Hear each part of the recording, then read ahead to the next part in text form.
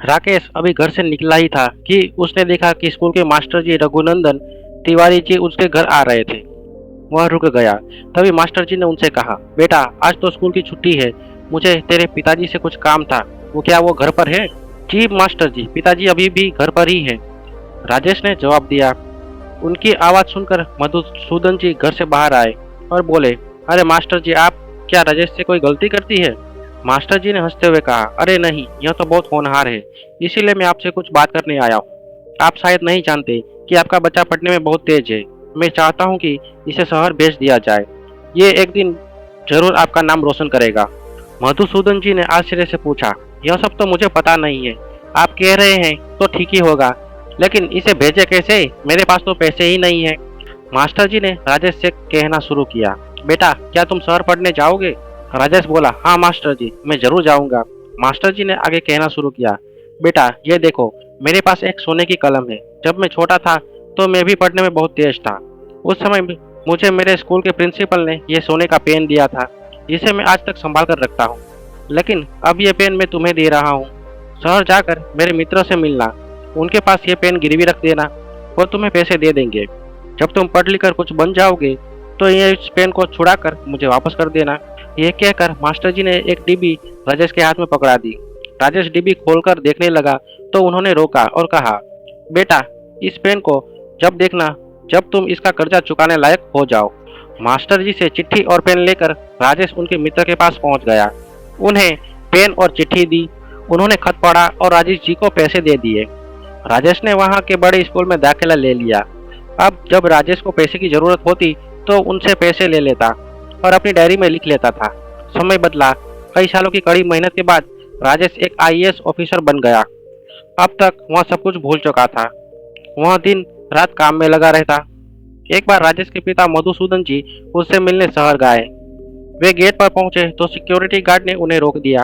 उन्होंने कई बार बताया कि वे राजेश के पिता हैं, लेकिन यह सुनकर वह हंसने लगा। बहुत देर तक धूप में खड़े रहने के बाद भी जब उससे मिल नहीं पाए तो निराश होकर गांव की ओर चल दिए। रास्ते में उन्हें राजेश की गाड़ियों का काफिला दिखा। पिता को देख राजेश ने गाड़ी रोकी और गाड़ी से उतरकर उनके पैर छुए।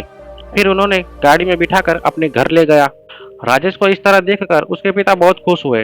राजेश बोला, पिताजी अब आप चिंता मत कीजिए, गांव छोड़ दीजिए और मेरे साथ यहाँ आकर रहिए। मधुसूदन जी बोले, बेटा मेरा मन यहाँ नहीं लगेगा, मैं तो गांव में ही ठीक हूँ। एक बात और, अपने गार्ड से कहो कि वो तुम्हें किसी से मिलने के न रोके, क्योंकि कोई ना कोई मुसीबत में होगा तभी तुमसे मिलने आएगा। राजेश ने तुरंत गार्ड को बुलाकर डांटा और कहा, मुझसे कोई भी मिलने आए उसे अंदर बिठाकर पहले पानी के लिए पूछो, फिर मुझे खबर करो। उनके जाने के बाद राजेश बोला, पिताजी गांव के क्या हाल चाल है, आपका खेत वगैरह? मधुसूदन जी बोले, बेटा मैं तो तुम्हें कुछ याद दिलाने आया था। राजेश ने कहा, हाँ हाँ पापा बताइए ना। बेटा तुम्हें वो सोने की कलम याद है या भूल गए? मास्टर जी याद है, गांव में उनका कर्ज चुकाना था। मधुसूदन जी ने कहा। राजेश ने अपना सिर पकड़ लिया, पिताजी मैं तो सब कुछ भूल गया। मास्टर जी और उनके सोने की कलम, चले अभी चलते हैं। उनकी सोने की कलम लेकर उनको दे देते हैं। राजेश अपने पिता को लेकर मास्टर जी के मित्र के पास पहुंच गया। उन्हें डायरी दिखाई और सारे पैसे चुका दिए। उन्होंने राजेश को वहाँ डिब्बी पकड़ा दी। राजेश ने डिब्बी खोलकर देखी तो वो खाली थी। राजेश ने गुस्से में कहा, लगता है आपकी नियत में खोट आ गया है, यह तो खाली है, इसमें से सोने की कलम कहाँ गई? मित्र बोले, बेटा पहले ये खत पढ़ लो फिर गुस्सा करना। राजेश ने खत पढ़ा तो उसके आंसू निकल आए। उसमें लिखा था, भाई लड़के के हाथों ये खत भेज रहा हूँ, उसे पढ़ाई के लिए जितने पैसे चाहिए उतने दे देना। मैं अपना खेत बेचकर कुछ ही दिनों में तुम्हारे पैसे चुका दूंगा। यह खाली डिब्बी रख लेना, इसे मैंने खोलने को मना किया है। वह जानता है कि इसमें सोने की कलम है।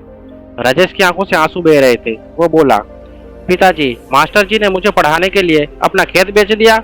अभी चलिए हम वो खेत खरीद कर मास्टर जी को वापस दे देते हैं। तभी उनके मित्र पीछे से राजेश के कंधे पर हाथ रखा और कहा, बेटा ये पैसे तुम्हारे हैं, मेरा कर्ज तो मास्टर जी ने पहले ही चुका दिया है। अब उन खेतों को खरीदने का भी कोई फायदा नहीं है, क्योंकि मास्टर जी अब इस दुनिया में नहीं है। राजेश फुट फुट कर रोने लगा। उसने अपने पिता की ओर देखा। वे बोले, बेटा 2 दिन पहले ही उनका देहांत हुआ है, यही खबर देने मैं तेरे पास आया था। राकेश रोते हुए बोला, पिताजी मुझसे बड़ी भूल हो गई, अफसर बनते ही मैं सब भूल गया। काश मैं उनका कर्ज उतार पाता। मधुसूदन जी बोले, बेटा तुम कुछ बन गए हो, अब गांव के ऐसे ही गरीब बच्चों को शिक्षा देकर अपने लायक बनाओ। राजेश ने अपना तबादला उसी गांव में करवा लिया।